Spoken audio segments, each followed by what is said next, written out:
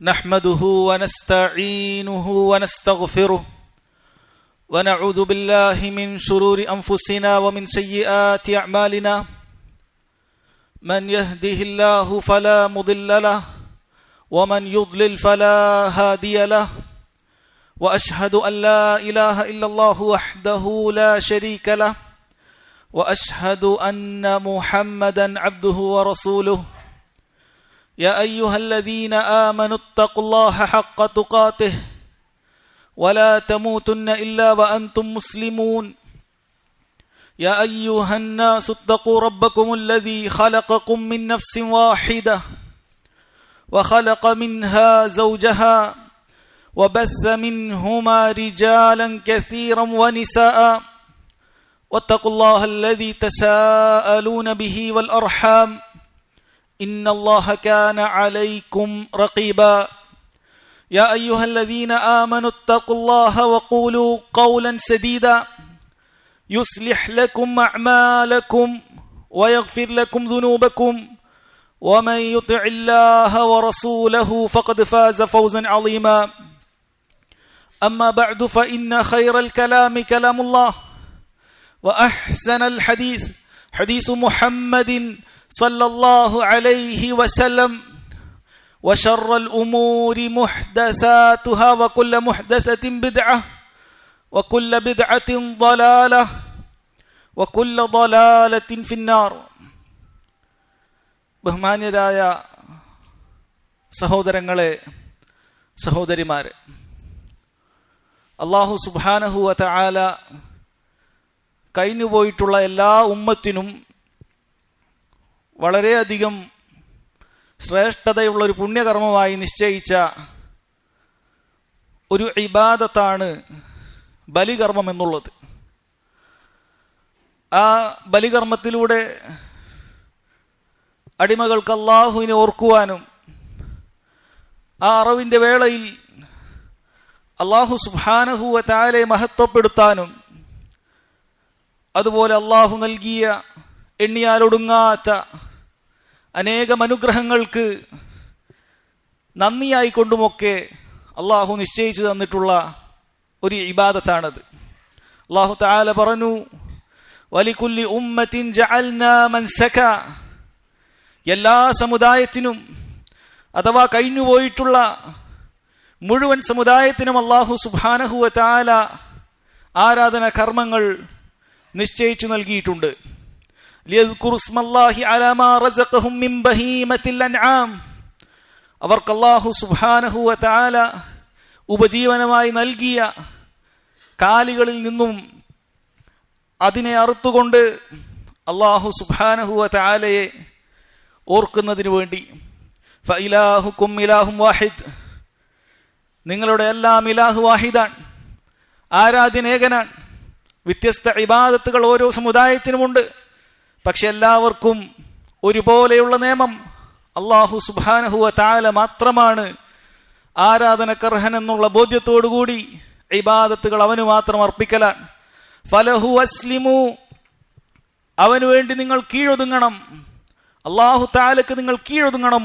എങ്കിൽ വബശ്ശിരിൽ മുഖ്ബിതീൻ, വിനീതരായ അല്ലാഹുവിന്റെ വിധിവിലക്കുകൾക്ക് കീഴൊതുങ്ങുന്ന, അഹങ്കാരമില്ലാത്ത, ധിക്കാരമില്ലാത്ത ആ വിനീതർക്ക് അല്ലാഹു സുബ്ഹാനഹു വ തആല ദുനിയാവിലും നാളെ ആഖിറത്തിലും സന്തോഷ വാർത്ത അറിയിക്കുന്നു എന്നാണ് പറഞ്ഞത്.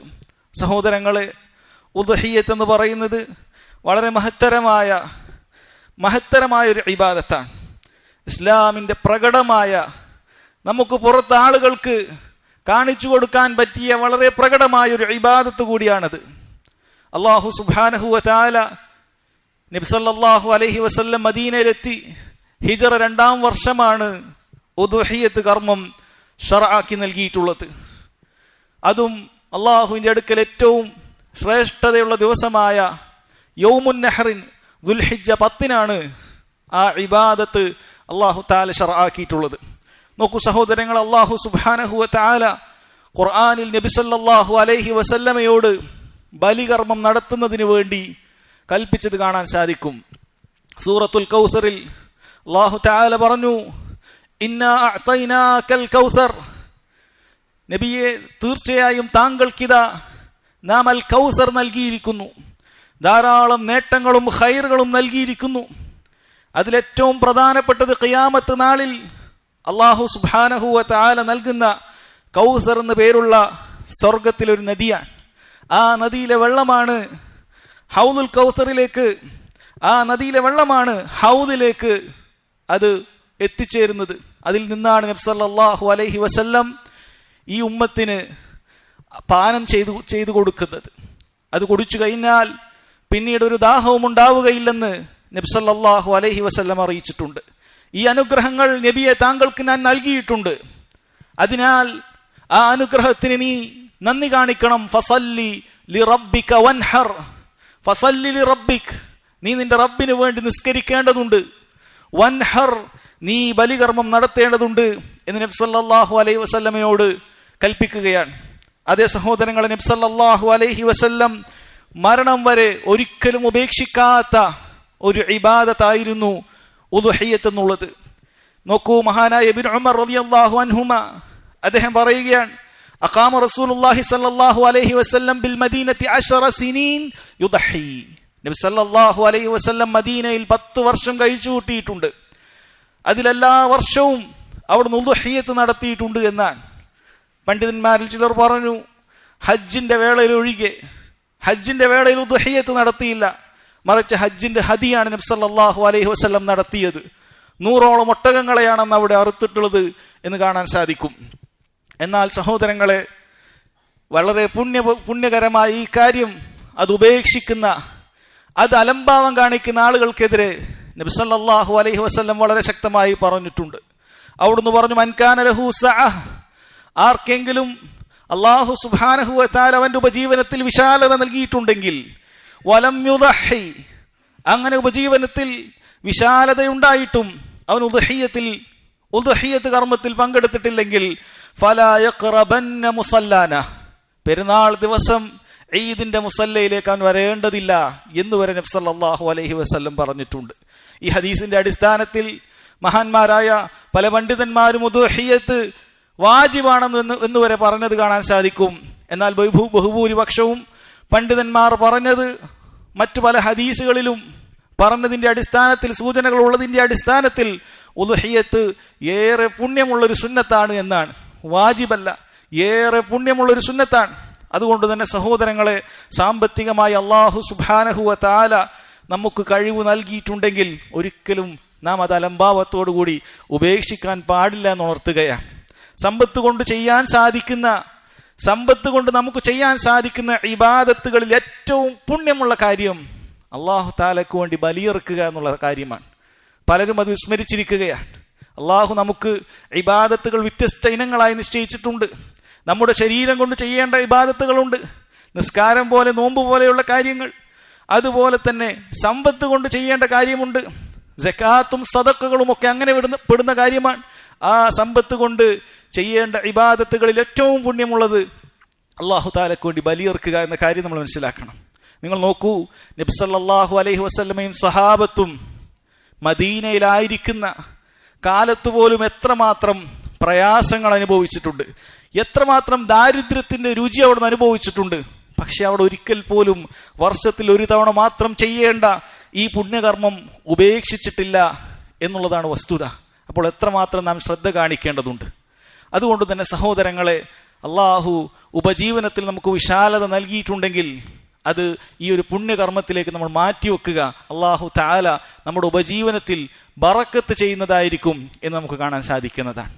ഇനി സഹോദരങ്ങളെ, അങ്ങനെ ഉദ്ഹിയ്യത്ത് അറുക്കാൻ ഉദ്ദേശിക്കുന്ന ആളുകൾ തീർച്ചയായും ആ ഉദ്ഹിയ്യത്ത് കർമ്മം, ബലികർമ്മം അല്ലാഹു സ്വീകരിക്കുന്നതിന് വേണ്ടി, അതിന് പൂർണ്ണമായ പ്രതിഫലം തന്നെ നേടിയെടുക്കുന്നതിന് വേണ്ടി അത് അടിസ്ഥാനമായി സ്വീകരിക്കപ്പെടാൻ പാലിച്ചിരിക്കേണ്ട അതിന്റെ നിബന്ധനകളും അതിന്റെ മര്യാദകളും മനസ്സിലാക്കേണ്ടതുണ്ട്.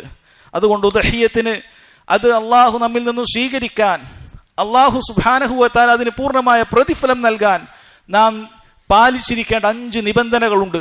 സഹോദരങ്ങളെ, നാം മനസ്സിലാക്കിയിരിക്കേണ്ടതുണ്ട്. പണ്ഡിതന്മാർ അവരുടെ ഗ്രന്ഥങ്ങളിൽ വളരെ കൃത്യമായി വിശദീകരിച്ചിട്ടുള്ള കാര്യമാണ്. ഏതൊരു ഇബാദത്താകട്ടെ അത് അള്ളാഹുവിന് ചെയ്യുന്ന സമയത്ത് അത് അള്ളാഹു സ്വീകരിക്കാൻ വേണ്ടി ഇഖ്ലാസോടുകൂടി പ്രവർത്തിക്കുകയും നബി സല്ലല്ലാഹു അലൈഹി വസല്ലമയുടെ സുന്നത്തനുസരിച്ച് നാം പ്രവർത്തിക്കുകയും ചെയ്യേണ്ടതുണ്ട്. അതിലൊന്നാമത്തെ കാര്യം സഹോദരങ്ങളെ, പണ്ഡിതന്മാർ പറയുന്നു, ഉദ്ഹിയ്യത്ത് അറുക്കുന്ന ആ മൃഗം എന്ന് പറയുന്നത് അത് കന്നുകാലി വർഗത്തിൽപ്പെട്ടതായിരിക്കണം. അൻ യകൂന മിൻ ബഹീമത്തിൽ അൻആം എന്നാണ് അവർ പറഞ്ഞിട്ടുള്ളത്. കന്നുകാലി മൃഗത്തിൽ നിന്നായിരിക്കണം. ഒട്ടകമോ ആടുമാട് വർഗങ്ങളോ മാത്രമേ ഉദ്ഹിയ്യത്തിന് ശരിയാവുകയുള്ളൂ. അല്ലാഹു സുബ്ഹാനഹു വ തആല നാം നേരത്തെ കേട്ട ആയത്തിൽ പറഞ്ഞല്ലോ, വലികുല്ലി ഉമ്മത്തിൻ ജഅൽനാ മൻസകൻ ലിയസ്കുറു സ്മല്ലാഹ അലാ മാ റസഖഹും മിൻ ബഹീമത്തിൽ അൻആം. അല്ലാഹു സുബ്ഹാനഹു വ തആല അല്ലാഹുവിനെ ഓർക്കുന്നതിന് വേണ്ടി നിശ്ചയിച്ചിട്ടുള്ള ഈ ഉദ്ഹിയ്യത്ത് എന്ന് പറയുന്ന ഇബാദത്ത് അത് നിങ്ങൾ അറുക്കേണ്ടത് മിൻ ബഹീമത്തിൽ അൻആം, കന്നുകാലി വർഗത്തിൽ നിന്നാണ്. അതുകൊണ്ട് ആടിന്റെ ഏതിനങ്ങളാകട്ടെ അത് സാധുവാകുന്നതാണ്. മാട് വർഗത്തിൽ ഏതുമാകട്ടെ അത് സാധുവാകുന്നതാണ്. ഒട്ടകത്തിന്റെ ഏത് വർഗങ്ങളാകട്ടെ അത് സാധുവാകുന്നതാണ്. അതല്ലാത്ത മറ്റൊരിനത്തെ അതെത്ര വലിയ പണം മുടക്കിയിട്ടുള്ള ഇനമാണെങ്കിലും അത് ശരിയാവുകയില്ല. അത് നാം ഒന്നാമതായി മനസ്സിലാക്കുക. രണ്ടാമത്തെ നിബന്ധന സഹോദരങ്ങളെ, അൻ തബ്ലുഗൽ ബഹീമത അസ്സിന്നൽ മുഅ്തബറ. നാം ഈ അറക്കുന്ന അറിവിനൊരു പ്രായപരിധി നിശ്ചയിച്ചിട്ടുണ്ട്. അത് ശരിയാകുന്നതിന് വേണ്ടി ആ പ്രായപരിധിയിൽ എത്തിയതിന് മാത്രമേ ഉദ്ഹിയ്യത്തിന് നാം പരിഗണിക്കാൻ പാടുള്ളൂ. നബി സല്ലല്ലാഹു അലൈഹി വസല്ലം അത് കൃത്യമായി പഠിപ്പിച്ചു തന്നിട്ടുണ്ട്. അവിടുന്ന് പറഞ്ഞു, ലാ തദ്ബഹു ഇല്ലാ മുസിന്ന, മുസിന്നത്തിനെ അല്ലാതെ നിങ്ങൾ അറുക്കാൻ പാടില്ല എന്നാണ് പറഞ്ഞത്. എന്താണ് മുസിന്നത്ത് എന്തുകൊണ്ട് ഉദ്ദേശിക്കുന്നത് സഹോദരങ്ങളെ? കാലികളിലെ ഒരു പ്രായപരിധിയാണ്. കാലികൾക്ക് അവർ ജനിക്കുമ്പോഴുള്ള ആ പാൽപ്പല്ല് മാറിയിട്ട് സ്ഥിരമായി നിൽക്കുന്ന ആ തീറ്റപ്പല്ല് വരുന്ന സമയമാണ് അതുകൊണ്ട് ഉദ്ദേശിക്കുന്നത്. അപ്പൊ അതെത്തിയ മൃഗങ്ങളെ മാത്രമേ അറുക്കാൻ പാടുള്ളൂ എന്നാണ്. അത് ഈ പറയുന്ന ഓരോ മൃഗങ്ങൾക്കും ഓരോ രൂപമാണ്. മുസിന്നത്ത് ഓരോ ഇനത്തിനും വ്യത്യാസമുണ്ട്. ഒട്ടകത്തിന് 5 വയസ്സ് തികയണമെന്നുള്ളതിൽ ഇജ്മാ ഉണ്ട്. പണ്ഡിതന്മാർ പറഞ്ഞു, ഒട്ടകത്തിന് അറുക്കുന്നവർ 5 വയസ്സിൽ കുറഞ്ഞ ഒട്ടകത്തിന് അറുക്കാൻ പാടില്ല, ശരിയാവുകയില്ല. അതുപോലെ തന്നെ മാടുകളെ, പശുവിനെയും അതുപോലെ കുട്ടനെയും ഒക്കെ, പോത്തിനെയും മൂരിയൊക്കെ അറക്കുന്ന ആളുകളെ സംബന്ധിച്ചിടത്തോളം മനസ്സിലാക്കുക, അത് 2 വയസ്സ് തികഞ്ഞിരിക്കണം. അതാണ് ഭൂരിപക്ഷം പണ്ഡിതന്മാരും ആ വിഷയത്തിൽ അഭിപ്രായപ്പെട്ടിട്ടുള്ളത്. നന്നേ ചെറുത് പാടില്ല, 1 വയസ്സ് എത്തിയതൊന്നും പാടില്ല, 1.5 വയസ്സ് എത്തിയത് പാടില്ല, 2 വയസ്സ് തികയേണ്ടതുണ്ട്. ഇനി ആടിനെ അറക്കുന്ന സമയത്ത് പൊതുവെ നമ്മുടെ നാടുകളിൽ അറക്കുന്നത് കോലാടുകളാണ്. അതിന് 1 വയസ്സ് തികഞ്ഞിരിക്കണമെന്നാണ്. എന്നാൽ ചില ഹദീസുകളിൽ കാണാൻ സാധിക്കും, ചെമ്മരിയാടിന് ഒരാൾക്ക് വേറെ ഒന്നും കിട്ടിയില്ലെങ്കിൽ 6 മാസം എത്തിയതും അറുക്കാവുന്നതാണ്. എന്നാൽ 1 വർഷം എത്തിയത് അറക്കുന്നത് തന്നെയാണ് അവിടെയും പുണ്യം എന്ന് കാണാൻ സാധിക്കും. അതുകൊണ്ട് ഈ വയസ്സ് തികഞ്ഞ വിശ്വസ്തരായ ആളുകളിൽ നിന്ന് പോയി നമ്മളത് വാങ്ങിക്കേണ്ടതുണ്ട്. ഈ വയസ്സ് എത്തി എന്നുള്ളത് നാം അങ്ങനെയാണ് അത് ഉറപ്പുവരുത്താൻ സാധിക്കുകയുള്ളൂ. മൂന്നാമത്തെ കാര്യം സഹോദരങ്ങളെ, ഈ ഉദ്ഹിയ്യത്ത് അറുക്കുന്ന വ്യക്തിയുടെ സ്വന്തം അവന്റെ ഉടമസ്ഥതയിലുള്ളത് മാത്രമേ അറുക്കാൻ പാടുള്ളൂ. അത് മറ്റൊരാളുടെ അവകാശമുള്ള കാര്യം അത് അറുക്കാൻ പാടില്ല. അല്ലെങ്കിൽ ആരുടെയെങ്കിലും ഒക്കെ നമുക്ക് വീണ് കിട്ടിയ അവിടെയും ഇവിടെയുമായി അലഞ്ഞു നടക്കുന്ന ഏതെങ്കിലും ഒക്കെ ഒരു മൃഗത്തിനെ പിടിച്ച് ഉദ്ഹിയ്യത്ത് അറുത്താൽ അത് ശരിയാവുകയില്ല. നാം പണം കൊടുത്തു വാങ്ങിയ അല്ലെങ്കിൽ നാം പോറ്റി വളർത്തിയ നമ്മുടെ അധീനതയിലുള്ള മൃഗത്തിനെ മാത്രമേ ഉദ്ഹിയ്യത്ത് അറുക്കാൻ പാടുള്ളൂ. അതല്ലാത്തത് സ്വീകരിക്കപ്പെടുകയില്ല. ആരെങ്കിലുമൊക്കെ കടമായി നൽകിയതോ അല്ലെങ്കിൽ ഈടമായി പണയമായി സാമ്പത്തികമായ വല്ല ഇടപാടിനും പകരമായി ഒരു പണയം പോലെ ഇതിനെ സൂക്ഷിക്കണമെന്ന് പറഞ്ഞ വല്ല ഉരുവിനെയും ഒരാൾ തന്നിട്ടുണ്ടെങ്കിൽ അതൊന്നും നമുക്ക് ഉപയോഗിക്കാൻ പാടില്ല. പൂർണ്ണമായി നാം പണം കൊടുത്തു വാങ്ങിയ കാര്യമായിരിക്കണം എന്നുള്ളതാണ്. നാലാമത്തെ കാര്യം സഹോദരങ്ങൾ, അസ്സലാമത്തു മിനൽ ഉയൂബ്. ഈ അറുക്കുന്ന മൃഗം ഏതെങ്കിലുമൊക്കെ മൃഗമായാൽ പോരാ, മറിച്ച് എല്ലാ രൂപത്തിലുള്ള ന്യൂനതകൾ, ആ മൃഗത്തിന്റെ ഇറച്ചിക്ക് കേടുവരുന്ന രൂപത്തിലുള്ള ന്യൂനതകളിൽ നിന്നും മുക്തമായതായിരിക്കണം. രോഗങ്ങളുള്ളതാകാൻ പാടില്ല. രോഗമുള്ള കാര്യങ്ങൾ അത് ഈ അറിവിന് വേണ്ടി ഉപയോഗിക്കാൻ പാടില്ല. മഹാനായ സഹാബി അൽ ബറാ ഇബ്നു ആസിബ് റളിയല്ലാഹു അൻഹു ഉദ്ധരിക്കുന്ന ഹദീസിൽ കാണാൻ സാധിക്കും, ഒരിക്കൽ നബി സല്ലല്ലാഹു അലൈഹി വസല്ലമയോട് ചോദിക്കപ്പെട്ടു, സുഇല മാദാ യുത്തഖാ മിനൽ ദഹായ, ഉദ്ഹിയ്യത്തിൽ നിന്നും സൂക്ഷിക്കേണ്ട മാറ്റി നിർത്തപ്പെടേണ്ടതായ ഇനങ്ങൾ ഏതൊക്കെയാണ് എന്ന് ചോദിക്കുകയുണ്ടായി. അവിടുന്ന് പറഞ്ഞു, അർബഉൻ, 4 രൂപത്തിലുള്ള മൃഗങ്ങൾ നിങ്ങൾ അറക്കാൻ പാടില്ല. അൽ അർജാഉൽ ബയ്യിനു ളൽഉഹ, പ്രകടമായ മുടന്തുള്ള മൃഗത്തെ നിങ്ങൾ അറക്കാൻ വേണ്ടി ഉപയോഗിക്കാൻ പാടില്ല. അതിൽ പണ്ഡിതന്മാർ പറഞ്ഞു, നിസാരമായത് അതിലളവുണ്ട്. എന്നാൽ പ്രകടമായ മുടന്തുള്ള മൃഗങ്ങളെ അതിന് പാടില്ല, വൈകല്യമുള്ള മൃഗങ്ങളെ അതിന് പാടില്ല. വൽ ഔറാഉൽ ബയ്യിനു ഔറഹ, അതുപോലെ പ്രകടമായ കണ്ണുകേടുള്ള, കണ്ണ് കാണാത്ത, കണ്ണിന് കേടുള്ളത് അതും പാടില്ലെന്ന് പറഞ്ഞു ഹദീസിൽ. വൽ മരീദത്തുൽ ബയ്യിനു മർളുഹ, പ്രകടമായ രോഗമുള്ള, നിസാര രോഗമല്ല, പ്രകടമായ രോഗം ബാധിച്ചിട്ടുള്ള മൃഗങ്ങളെ പാടില്ല.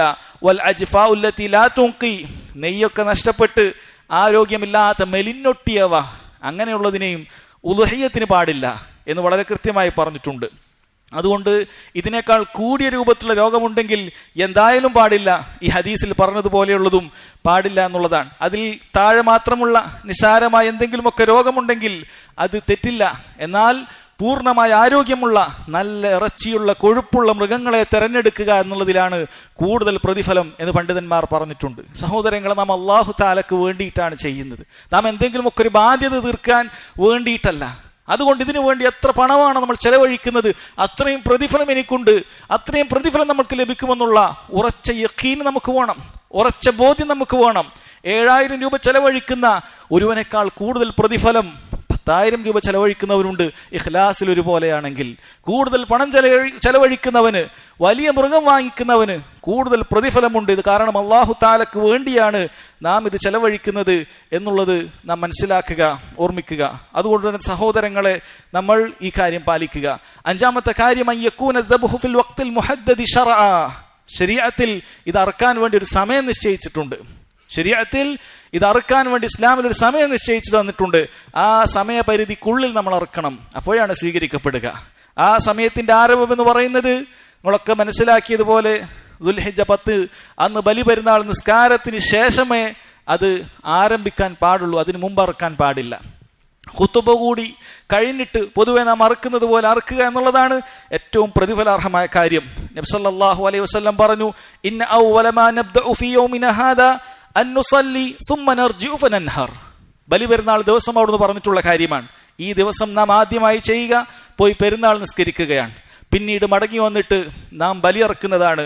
ഫമൻ ഫഅല ദാലിക ഫഖദ് അസാബ സുന്നതന, ആരെങ്കിലും ഇപ്രകാരം ആദ്യം നിസ്കരിച്ചു പോയി വന്ന് അറവ് നടത്തിയാൽ അവനാണ് സുന്നത്ത് ലഭിച്ചിട്ടുള്ളത്. വമൻ നഹറ ഖബ്ല സലാത്തി ഫഇന്നമാ ഹുവ ലഹ്മുൻ ഖദ്ദമഹു ലി അഹ്ലി, ആരെങ്കിലും നിസ്കാരത്തിന് മുമ്പേ തന്നെ രാവിലെ തന്നെ പോയി ഫജറിന്റെ സമയത്ത് തന്നെ പോയി അറുത്തു വന്നാൽ അത് സ്വീകരിക്കപ്പെടുകയില്ല എന്ന് പറഞ്ഞു.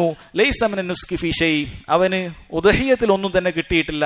സാധാരണ അവൻ അറുത്ത, ആ കുടുംബത്തിന് വേണ്ടി കൊടുക്കാൻ വേണ്ടി അറുത്ത അതുമാത്രം ലഭിക്കും, അതാണ് പറഞ്ഞിട്ടുള്ളത്. അതുകൊണ്ട് സമയം പെരുന്നാൾ നിസ്കാരം കഴിഞ്ഞിട്ട് മാത്രമായിരിക്കണം. ഇനി അതിനൊരു അവസാന സമയം നിശ്ചയിച്ചു തന്നിട്ടുണ്ട്. അയ്യാമുത്ത തശ്രീഖിന്റെ അവസാന ദിവസമായ ദുൽഹിജ്ജ 13 അന്ന് സൂര്യൻ അസ്തമിച്ച് ദുൽഹിജ്ജ 14 കിടക്കുന്നതിന് മുമ്പ് തന്നെ ആ അറവ് നടത്തണം എന്നുള്ളത് മനസ്സിലാക്കുക. നേരത്തെ അറുത്തുകൊണ്ട് ആ ഈദിന്റെ ദിവസം തന്നെ അറക്കുക എന്നുള്ളതാണ് ഏറ്റവും പുണ്യമെന്ന് നമ്മൾ മനസ്സിലാക്കുക. ഇനി അതിന് സാധിക്കാത്ത ആളുകൾ അറവ് നടത്താനുള്ള പരിമിതിയോ ആളെ കിട്ടാത്ത പരിമിതിയോ ഒക്കെ ഉണ്ടെങ്കിൽ അടുത്ത ദിവസങ്ങളിലേക്ക് മാറ്റാം. അങ്ങനെ മാറ്റിയാൽ 13 അന്ന് മഗ്രിബാകുന്നതിന് മുമ്പ് നാം ചെയ്യേണ്ടതുണ്ട്. ഈ 5 നിബന്ധനകൾ സഹോദരങ്ങളെ പാലിച്ചുകൊണ്ടായിരിക്കണം ഈ ശ്രേഷ്ഠതയുള്ള ഉദ്ഹിയ്യത്ത് കർമ്മത്തിന് നാം പങ്കാളികളാകേണ്ടത്. അല്ലാഹു സുബ്ഹാനഹു വ തആല അവന്റെ ദീൻ മനസ്സിലാക്കി അതനുസരിച്ച് പ്രവർത്തിച്ച് പുണ്യം നേടുന്ന മഹാഭാഗ്യവാന്മാരിൽ എന്നെയും നിങ്ങൾ ഓരോരുത്തരെയും ഉൾപ്പെടുത്തി അനുഗ്രഹിക്കുമാറാകട്ടെ. വഖൂലു ഖൗലി ഹാദാ വഅസ്തഗ്ഫിറുല്ലാഹ ലീ വലക്കും വലിജമീഇൽ മുസ്ലിമീന മിൻ കുല്ലി ദംബിൻ ഫസ്തഗ്ഫിറൂ ഇന്നഹു ഹുവൽ ഗഫൂറുർ റഹീം.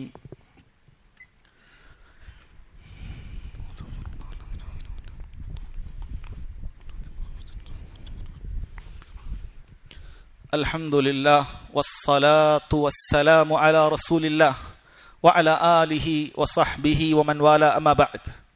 സഹോദരങ്ങളെ, ഉദ്ഹിയ്യത്ത് ശരിയാകാനുള്ള 5 നിബന്ധനകളാണ് നാം മനസ്സിലാക്കിയത്.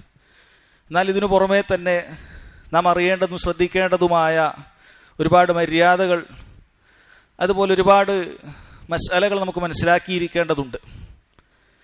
അതിൽപ്പെട്ടതാണ് നാം ഉദ്ഹിയ്യത്ത് അറുക്കുന്ന സമയത്ത് ഒരു വീട്ടിൽ ഉദ്ഹിയ്യത്ത് അറുക്കുമ്പോൾ ആ ഒരു ഗൃഹനാഥൻ അറുത്തു കഴിഞ്ഞാൽ യഥാർത്ഥത്തിൽ ആ വീട്ടുകാർക്ക് മുഴുവൻ മതിയായതാണ് എന്നാണ്. വീട്ടിൽ 4-5 പേരുണ്ടെങ്കിൽ ആ വീട്ടിന്റെ ഗൃഹനാഥൻ എല്ലാവർക്കും വേണ്ടി അറുത്തു കഴിഞ്ഞാൽ അത് മതിയായതാണ്. നബി സല്ലല്ലാഹു അലൈഹി വസല്ലം അങ്ങനെയാണ് അറുത്തിട്ടുള്ളത്. എന്നാൽ സാമ്പത്തികമായ കഴിവുള്ള ആളുകൾ ആ വീട്ടിൽ അധികമുണ്ടെങ്കിൽ വാപ്പയ്ക്ക് പകരം വാപ്പയുടെ പോലെ തന്നെ മക്കളുമൊക്കെ സാമ്പത്തികമായി കഴിവുള്ളവരാണെങ്കിൽ അവർ ഓരോരുത്തരും അറുക്കുകയാണെങ്കിൽ അതെല്ലാം പുണ്യം തന്നെയാണ്. പക്ഷെ ഒരു വീട്ടിൽ ഒന്ന് തന്നെ അത് മതിയായതാണ് എന്ന് മനസ്സിലാക്കുക. അതുപോലെ സഹോദരങ്ങൾ, അറുക്കാൻ ഏറ്റവും അഫ്ദലായിട്ടുള്ളത് ഒട്ടകമാണ് എന്നാണ്. അതാണ് ഏറ്റവും കൂടുതൽ വിലയും ഇറച്ചിയും ഒക്കെ ലഭിക്കുന്നത്. ശേഷം പിന്നീട് മാട് വർഗമാണ് നമ്മൾ തിരഞ്ഞെടുക്കേണ്ടത്. ശേഷം ആടാണ് തിരഞ്ഞെടുക്കേണ്ടത് എന്നാണ്. ശേഷം ഒട്ടകത്തിലെ ഷെയറാണ്, പിന്നീട് മാടിലുള്ള ഷെയറാണ്. ആടിന് ഷെയറില്ല. ആട് ഓരോരുത്തരും ഒറ്റക്ക് മാത്രമേ അറക്കാവൂ, അതിന് ഷെയറില്ല എന്നാണ്. എന്നാൽ കഴിവുള്ളവർ മാടിൽ ഷെയർ കൂടുന്നതിനേക്കാൾ നല്ലത് ഒരു ആടറക്കലാണ്. അതിന്റെ പ്രതിഫലം പറഞ്ഞത് ഓരോന്ന് പൂർണ്ണമായി അറക്കുമ്പോൾ ആദ്യം ഒട്ടകമാണ്, പിന്നെ മാട് വർഗത്തിൽ ഏതെങ്കിലും ഒന്നാണ്, അല്ലെങ്കിൽ ആട് വർഗമാണ്. ഇനി ഷെയർ ആണെങ്കിൽ ഒട്ടകം കഴിഞ്ഞ് പിന്നെ മാട്, അങ്ങനെ പാടുള്ളൂ. ആടിൽ ഷെയറില്ല. എന്നാൽ മാട് വർഗത്തിൽ ഷെയർ എടുക്കുന്നതിനേക്കാളും പുണ്യം ഒരാൾ ഒറ്റക്ക് തന്നെ ഒരു ആടിനെ അറക്കലാണ്. അതിന് സാധിക്കുന്നവർ അത് തന്നെ ചെയ്യലാണ് കൂടുതൽ ഉത്തമം എന്ന് മനസ്സിലാക്കുക. ഇനി ഷെയർ 7 വരെയാകാം എന്നാണ് നാം പറഞ്ഞത്. അതിനർത്ഥം അതിൽ കുറഞ്ഞു പോകാൻ പാടില്ല എന്നല്ല. ഒരാൾക്ക് 2 പേർക്ക് കൂടിയിട്ട് ഒരു മാടിനെ അറക്കാവുന്നതാണ്, 3 പേർക്ക് കൂടിയിട്ട് അറക്കാവുന്നതാണ്. അതിൽ ഒരാൾ കൂടുതൽ ഷെയർ എടുക്കുന്നു, ഒരാൾ കുറച്ചു ഷെയർ എടുക്കുന്നു, അതിൽ തെറ്റില്ല. ഏറ്റവും കുറഞ്ഞത് 1/7 ഷെയർ ഒരാൾ എടുക്കണമെന്നുള്ള കാര്യം ശ്രദ്ധിക്കുക. അങ്ങനെ ആയിരിക്കണം ശ്രദ്ധിക്കേണ്ടത്. അതുകൊണ്ട് സാന്ദർഭികമായി മനസ്സിലാക്കേണ്ട ഒരു പ്രധാനപ്പെട്ട കാര്യം എന്ന് പറയുന്നത്, പല മസ്ജിദുകളിലും കൂട്ടമായി അറക്കുന്ന സമയത്ത് അവർ ഷെയറിനൊരു വിലയാണ് നിശ്ചയിക്കുന്നത്. പക്ഷെ ആ മസ്ജിദിലേക്ക് അല്ലെങ്കിൽ ആ ആളുകളുടെ അടുക്കലേക്ക് വരുന്ന ഉരുവെല്ലാം തന്നെ ഒരേ വിലയുള്ളതായിക്കൊള്ളണമെന്നില്ല. ഒരു ഉരുവിന് 35,000 ആണെങ്കിൽ 7 ആൾക്ക് ഷെയർ കൂടുമ്പോൾ 5,000 രൂപയായിരിക്കും വരിക. അല്ലെങ്കിൽ അതിന്റെ മറ്റ് ചെലവുകളൊക്കെ കൂട്ടി അവർ 8,000 അങ്ങനെയൊക്കെ നിശ്ചയിച്ചേക്കാം. അങ്ങനെയൊക്കെ 5,000, 6,000 ഒക്കെ നിശ്ചയിച്ചേക്കാം. പക്ഷെ വേറൊരു 40,000 ആയിരിക്കാം, വേറൊരു 45,000 ആയിരിക്കാം. അപ്പൊ എല്ലാ ഉരുവിനും ഒരേ വിലയല്ല. അതുകൊണ്ട് ആരെങ്കിലും അങ്ങനെ ഷെയർ കൂടുന്ന സമയത്ത് വലിയൊരു ഉരു ആണ് അവന് വേണ്ടി അറക്കപ്പെടുന്നതെങ്കിൽ അതിൽ അവൻ കൊടുക്കുന്ന ഷെയർ 7/1 തികഞ്ഞിട്ടില്ലെങ്കിൽ അത് അവൻ മതിയാകാതായി പോകും. 7/1 പോലും അവൻ അതിനുവേണ്ടി പണം ചെലവാക്കാതായി പോകും. അതുകൊണ്ട് തന്നെ അതിനുവേണ്ടി നേതൃത്വത്തിൽ ഉണ്ടാക്കുന്ന ആളുകൾ അവർ ശ്രദ്ധിക്കേണ്ട കാര്യം, ഓരോ ഉരുവും അതിന്റെ ആളുകളെയും വേറെ വേറെ കണക്കാക്കുക. ഒരാൾക്കുള്ള വില ആയിരിക്കണം എന്നില്ല മറ്റൊരാൾക്ക്. ഒരാൾക്ക് 6,000 ആണെങ്കിൽ വേറൊരാൾക്ക് ചിലപ്പോൾ 6,500 ആയിരിക്കാം, 6,700 ആയിരിക്കാം, അല്ലെങ്കിൽ 8,000 ആയിരിക്കാം. അങ്ങനെ വ്യത്യസ്തമായ വലിയ ഒരു തിരഞ്ഞെടുക്കുന്ന ആളുകളുടെ 7/1 വില അത് വലുതായിരിക്കും. അത് പ്രത്യേകം ശ്രദ്ധിക്കുക. ഇനി അറുക്കാൻ ഉദ്ദേശിക്കുന്ന ആളുകൾ ശ്രദ്ധിക്കേണ്ട കാര്യം എന്ന് പറഞ്ഞാൽ, ദുൽഹിജ്ജ മാസത്തിലേക്ക് പ്രവേശിച്ചു കഴിഞ്ഞാൽ പിന്നീട് അറവ് കഴിയുന്നത് വരെ തന്റെ ശരീരത്തിൽ നിന്നും മുടി, നഖം, തൊലി എന്നുള്ളതൊന്നും തന്നെ നീക്കം ചെയ്യാൻ പാടില്ല എന്നുള്ളതാണ്. നബി സല്ലല്ലാഹു അലൈഹി വസല്ലം പറഞ്ഞു, ഇദാ റഅയ്തും ഹിലാല ദുൽഹിജ്ജ, ദുൽഹിജ്ജയുടെ ഹിലാല് നിങ്ങൾ കണ്ടു കഴിഞ്ഞാൽ, വ അറാദ അഹദുക്കും അൻ യുദഹി, നിങ്ങളിൽ ഒരാൾ ഉദഹിയത്ത് അറക്കാൻ ഉദ്ദേശിക്കുകയും ചെയ്താൽ, ഫൽയുംസികൻ ശഅരിഹി വഅൽഫാരിഹി, അവന്റെ നഖവും മുടിയുമൊക്കെ അവൻ പിടിച്ചു വെക്കട്ടെ. വേറെ ചില റിവായത്തിൽ കാണാം, ഫലാ യമസ്സ മിൻ ശഅരിഹി വബശരിഹി ശൈആ, അവന്റെ മുടിയിൽ നിന്നും തൊലിയിൽ നിന്നും അവൻ സ്പർശിക്കാൻ പാടില്ല, അത് തൊടാൻ പാടില്ല എന്ന് പറഞ്ഞിട്ടുണ്ട്. അതുകൊണ്ട് തന്നെ സഹോദരങ്ങളെ, ദുൽഹിജ്ജയിലേക്ക് പ്രവേശിക്കുന്നതിന് മുമ്പ് തന്നെ മുടി വെട്ടേണ്ട ആളുകളുണ്ടെങ്കിൽ, നഖം വെട്ടേണ്ട ആളുകൾ അത് അപ്പോൾ തന്നെ നിർവഹിക്കുക. അതിനുശേഷം നിർവഹിക്കാൻ പാടില്ല. ഇത് മനസ്സിലാക്കുക. വീട്ടിലെ ഗൃഹനാഥൻ ആരാണോ അതിനുവേണ്ടി പണം മുടക്കുന്നത് അയാൾക്ക് മാത്രം ബാധകമാകുന്ന കാര്യമാണ്. മക്കൾക്കോ ഭാര്യക്കോ ഒന്നും ഇത് ബാധകമാകുന്നില്ല. ആരാണോ അതിനുവേണ്ടി പണം ചെലവഴിക്കുന്നത് അയാൾക്ക് ബാധകമാക്കുന്ന കാര്യമാണ് എന്ന് മനസ്സിലാക്കുക. ഇനി ഒരാൾ ദുൽഹിജ്ജ 9 അല്ലെങ്കിൽ 8 പെരുന്നാളിന് 1-2 ദിവസം മുമ്പൊക്കെയാണ് ഉളുഹിയ്യത്തിന് അവൻ നിയ്യത്താക്കുന്നതെങ്കിൽ അത് അവനാവുന്നതാണ്, ആകാം. പക്ഷേ അതുമുതൽ അങ്ങോട്ട് പിന്നീട് ഈ പറയുന്ന നിയമം അവന് ബാധകമാകും എന്നുള്ളതാണ്. ഇനി ആരെങ്കിലും ഇത് മനഃപൂർവ്വം തിന്മ ഈ ചെയ്തിട്ടുണ്ടെങ്കിൽ, മുടി മുറുക്കുകയോ നഖം വെട്ടുകയോ ഒക്കെ ചെയ്തിട്ടുണ്ടെങ്കിൽ അത് വലിയൊരു തെറ്റാണ്. നബി സല്ലല്ലാഹു അലൈഹി വസല്ലമയെ ധിക്കരിക്കലാണ്. പക്ഷേ ആ തിന്മ ചെയ്ത ആളുകൾക്ക് പ്രത്യേകമായ കഫാറത്ത്, പ്രായശ്ചിത്തം ശറഇൽ വന്നിട്ടില്ല. ആത്മാർത്ഥമായി തൗബ ചെയ്യുക, ശ്രദ്ധയോടുകൂടി അവൻ ബാക്കിയുള്ള കാര്യം ശ്രദ്ധിക്കുക എന്നതാണുള്ളത്. പണ്ഡിതന്മാരിൽ ചിലർ പറഞ്ഞു, ഇങ്ങനെ അല്ലാഹു സുബ്ഹാനഹു വ തആല നിശ്ചയിച്ചിട്ടുള്ളത് നമ്മുടെ ഹാജിമാരായ ആളുകളുടെ കൂട്ടത്തിൽ ചില കാര്യങ്ങളിലെങ്കിലും നമുക്ക് പങ്കുചേരാമെന്നുള്ളതാണ്. അവരവിടെ ഹദിയ അറക്കുമ്പോൾ, ഹജ്ജിന്റെ അറവറക്കുമ്പോൾ നമ്മളിവിടെ ഉളുഹിയ്യത്ത് അറക്കുകയാണ്. അവർ ഇഹ്റാമിലായിരിക്കെ ഇഹ്റാമിൽ ശ്രദ്ധിക്കേണ്ടതായ മുടി നീക്കം ചെയ്യാതിരിക്കുക, നഖം വെട്ടാതിരിക്കുക പോലെയുള്ള കാര്യങ്ങൾ ചെയ്യുമ്പോൾ നമ്മളും അതുപോലെ അവരോട് സാദൃശ്യപ്പെടാൻ വേണ്ടി അള്ളാഹു നിശ്ചയിച്ചു തന്നിട്ടുള്ളതാണ് എന്ന് പറഞ്ഞതായി കാണാൻ സാധിക്കും. ഇനി സഹോദരങ്ങൾ, അറുക്കുന്ന സമയത്ത് ബിസ്മില്ലാ അല്ലാഹു അക്ബർ എന്ന് പറഞ്ഞുകൊണ്ട് നമ്മൾ അറുക്കാൻ ശ്രദ്ധിക്കേണ്ടതുണ്ട്. ബിസ്മി നമ്മൾ മറന്നു പോകാതെ ശ്രദ്ധിക്കുക. അല്ലാഹു അക്ബർ എന്ന് പറഞ്ഞുകൊണ്ട് ശ്രദ്ധിക്കുക. എന്നാൽ ചിലയിടങ്ങളിൽ കാണുന്നത് പോലെ കൂട്ടമായി അറുക്കുന്ന സമയത്ത് ആളുകൾ തക്ബീർ അടിച്ചുകൊണ്ടേയിരിക്കുക, അല്ലാഹു അക്ബർ എന്ന് പറഞ്ഞ് തക്ബീർ അടിച്ചുകൊണ്ടിരിക്കുക എന്നുള്ളതിന് യാതൊരു തെളിവുമില്ല. അങ്ങനെ ചെയ്യേണ്ടതില്ല. മറിച്ച് അറുക്കുന്ന വ്യക്തി ബിസ്മില്ലാ അല്ലാഹു അക്ബർ എന്ന് പറഞ്ഞ് അറുക്കുക. ഇനി ആ അറുത്ത മാംസത്തിൽ നിന്ന് ഭക്ഷിക്കുക എന്നുള്ളത് സഹോദരങ്ങളെ സുന്നത്തായ കാര്യമാണ്. അതുപോലെ അത് പാവപ്പെട്ടവർക്ക് വിതരണം ചെയ്യണം. അതുപോലെ നമ്മുടെ ബന്ധുമിത്രാദികൾക്ക്, കുടുംബക്കാർക്കൊക്കെ അത് വിതരണം ചെയ്യാൻ നാം താല്പര്യം കാണിക്കണം. ഇങ്ങനെ മൂന്നാക്കി വിഭജിക്കുക എന്നുള്ളത് സുന്നത്തായ കാര്യമാണ് എന്ന് ചില പണ്ഡിതന്മാർ പറഞ്ഞത് കാണാൻ സാധിക്കും. അതുകൊണ്ട് നാം അത് ആളുകളിലേക്ക് എത്തിക്കാനൊക്കെ താല്പര്യം കാണിക്കുക. അതുപോലെ അറുക്കുന്ന സമയത്ത് പൊതുവെ ശ്രദ്ധിക്കേണ്ട കാര്യമാണ് മൂർച്ചയുള്ള കത്തി. അത് നാം ശ്രദ്ധിക്കുക. എത്രത്തോളം മൂർച്ച കൂടുന്നുവോ അത്രത്തോളം മൃഗത്തിന് റാഹത്താണ്. അതിനെളുപ്പത്തിൽ അതിന്റെ ആ നരമ്പ് മുറിഞ്ഞു കഴിഞ്ഞാൽ പിന്നീട് അതിന് വേദനയില്ല. അത് ഹദീസിൽ പ്രത്യേകം വന്നിട്ടുള്ള കാര്യമാണ്. അറുക്കുന്ന സമയത്ത് മൂർച്ചയുള്ള കത്തി ഉപയോഗിക്കണമെന്നുള്ളത്.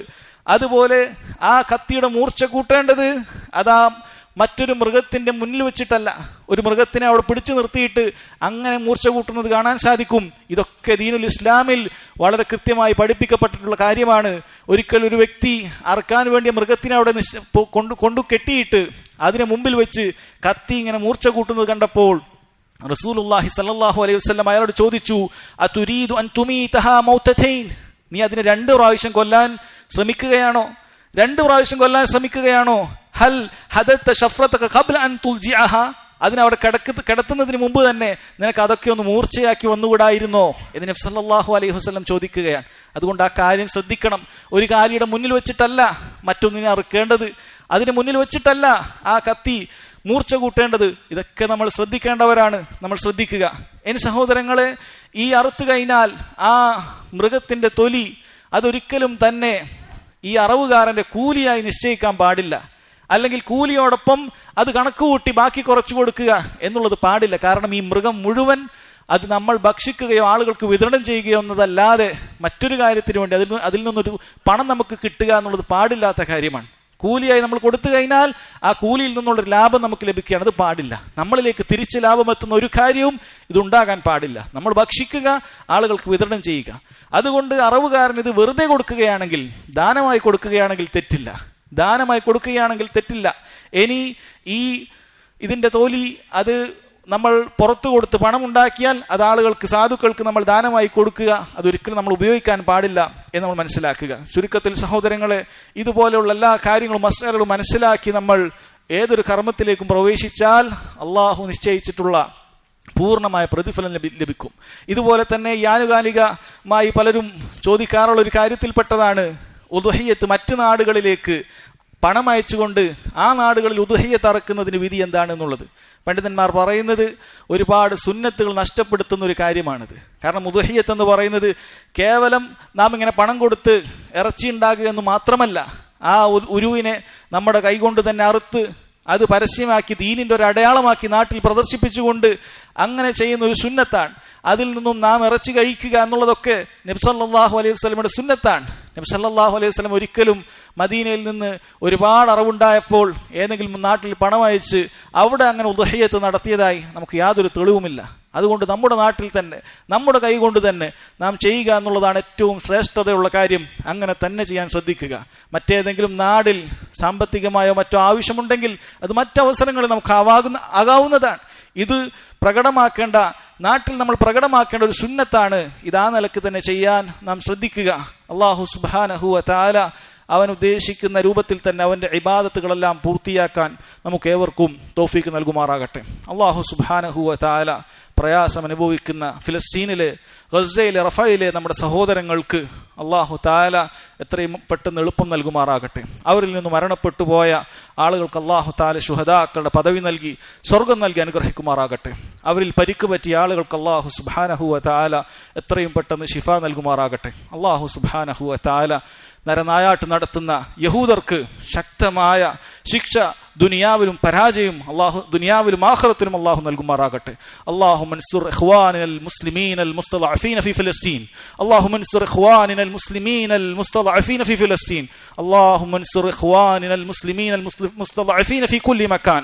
اللهم اغفر لنا ذنوبنا كلها دقها وجلها سرها وعلانيتها صغيرها وكبيرها يا ارحم الراحمين. اللهم اعز الاسلام والمسلمين واذل الشرك والمشركين ودمر اعداءك اعداء الدين. اللهم انا نسالك الهدى والتقى والعفاف والغنى.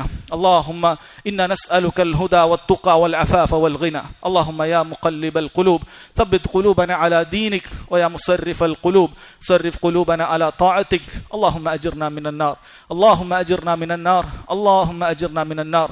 اللهم انا نسالك الجنه وما قرب اليها من قول او عمل. اللهم انا نسالك الجنه وما قرب اليها من قول او عمل. اللهم انا نسالك الجنه وما قرب اليها من قول او عمل. اللهم ربنا تقبل منا إنك أنت السميع العليم وتب علينا إنك أنت التواب الرحيم. ربنا آتنا في الدنيا حسنة وفي الآخرة حسنة وقنا عذاب النار. والله تعالى أعلم وصلى الله على نبينا محمد وعلى آله وصحبه.